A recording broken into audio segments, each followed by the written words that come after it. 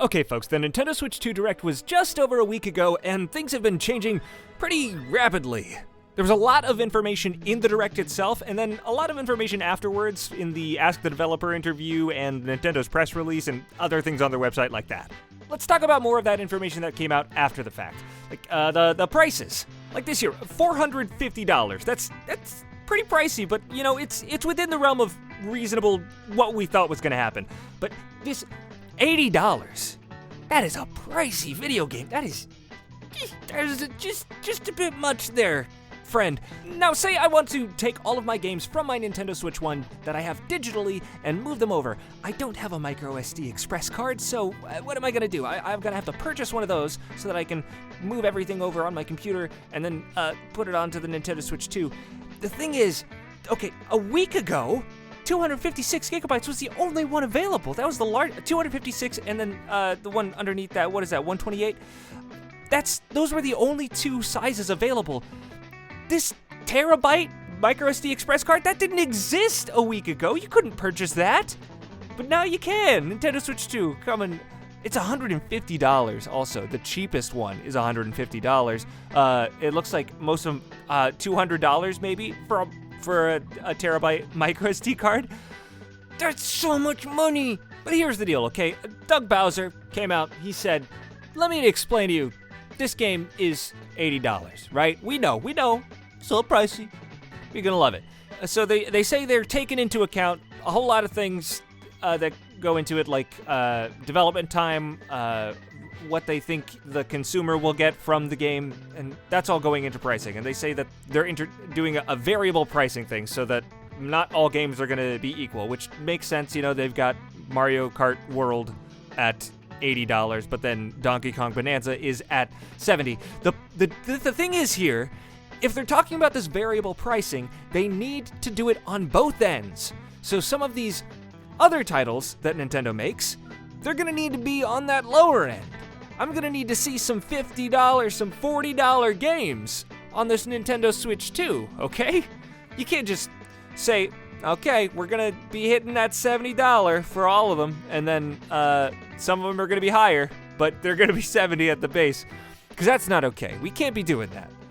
We're going to need to have that low end actually be a low end. But another thing that Doug Bowser touched on that I'm actually really happy to hear him speak about was the use of AI in Nintendo's game development. And he says that games aren't going to be made without a human touch, which is fantastic, because don't try to sell me an $80 game with your AI slop. Listen, I mean, I'd rather spend $80 on a game made by humans than $10, $5, 1 penny on something made by AI. Also, he said that the recent U.S. tariffs did not come into consideration when deciding the price for the console.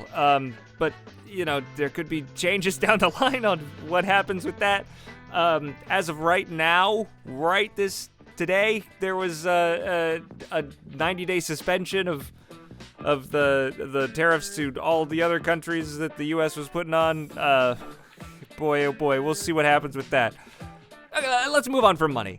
Let's talk about Hall effect sticks, because a lot of people have been kind of upset with this because Nintendo has said that the Joy-Con 2 do not have Hall effect sticks. The thing is, that's fine. I mean, the original Joy-Con had drift issues. They had plenty of drift issues.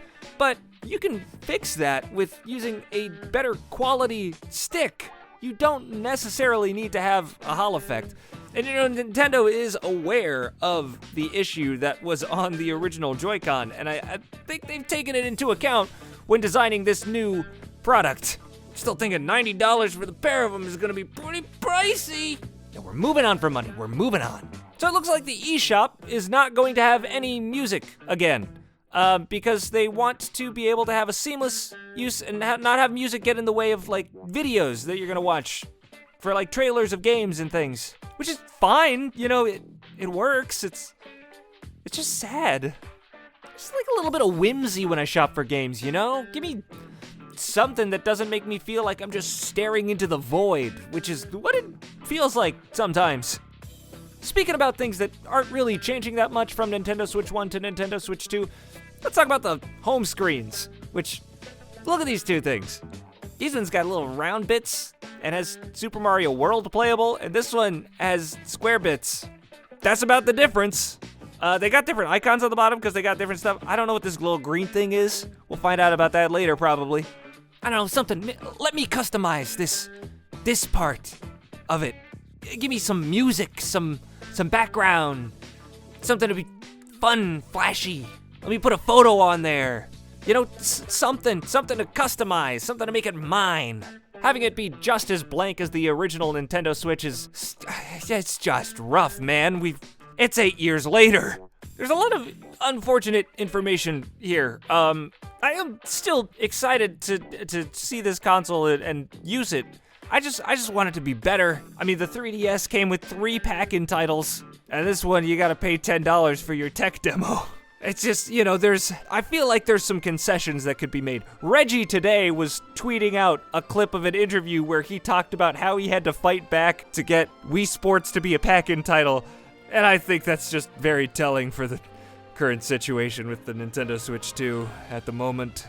There's nobody at Nintendo who is going up to bat like that for the consumer, or I guess it's, you know, still for the company, but you're trying to push this new hardware and tell us why it's important, why it's good. Why not show us? Just let us see it. Don't make us have to spend another $10. Don't make it optional for us to see why your thing is good.